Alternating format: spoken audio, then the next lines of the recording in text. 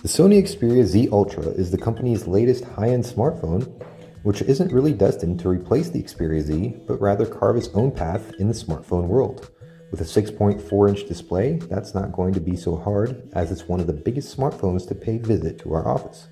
It comes in a standard box listing the phone's main features, which we'll cover in just a second.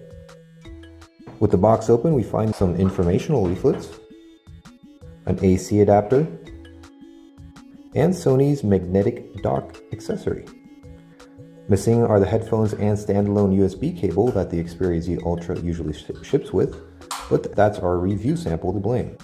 What's important is that the Xperia Z Ultra is here in all of its omni-balanced design, flair, and beauty. The sizable Xperia Z Ultra phablet has even improved on the already great-looking Xperia Z and Xperia Tablet C with a brushed aluminum frame running along its sides to give it stability and tempered glass on the back and front.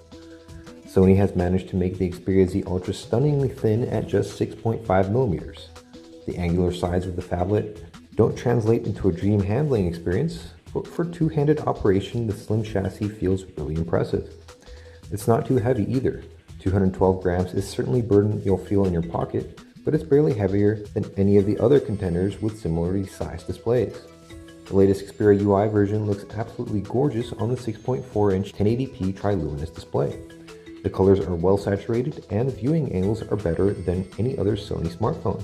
The X-Reality image processor, which is the successor to the Bravia engine, intelligently handles contrast enhancements and noise reduction too. The glass back holds the 8-megapixel camera with Exmor RS sensor. Surprisingly, Sony has opted out of an LED flash unit. Just below the camera is the NFC area. On the right-hand side, there's the 3.5mm headphone jack, and below it sits the very large plastic flap covering micro SIM and micro SD memory card slots. There's another smaller plastic flap on the top left, which covers the micro USB port. The signature aluminum Sony power lock button is placed on the middle of the right side, just below the volume rocker.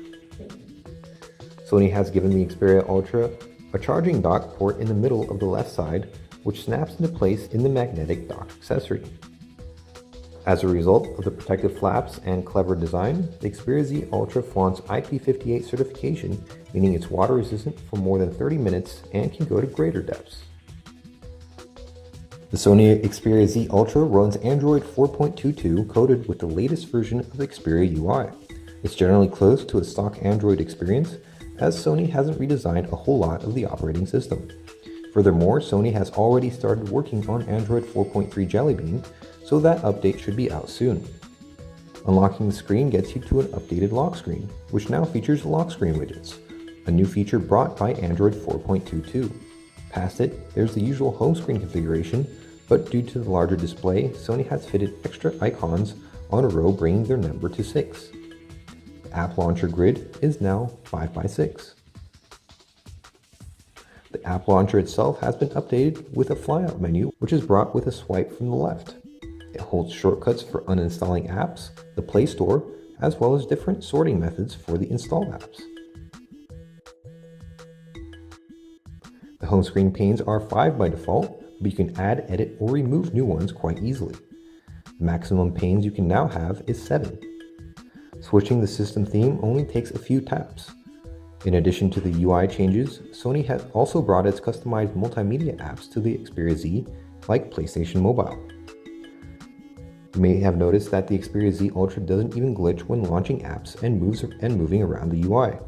That's thanks to the Snapdragon 800 chipset with 4 2.2 GHz Crate 400 CPU cores, Adreno 330 GPU, and 2 GB of RAM that live inside the beautiful glass body. Everything is buttery smooth and nothing ever glitches, even with multiple apps running in the background. The Album app, which replaced the default Google Gallery, is here, showing photos in full resolution and offering a nice design with lots of eye candy and cool effects. The Walkman audio player is on board as well and has received a few updates of its own. Sony has added lots of audio enhancement options to help you customize the sonic experience on the Xperia Z. However, you are no longer forced to use the Walkman player, as Google Music comes pre-installed as well.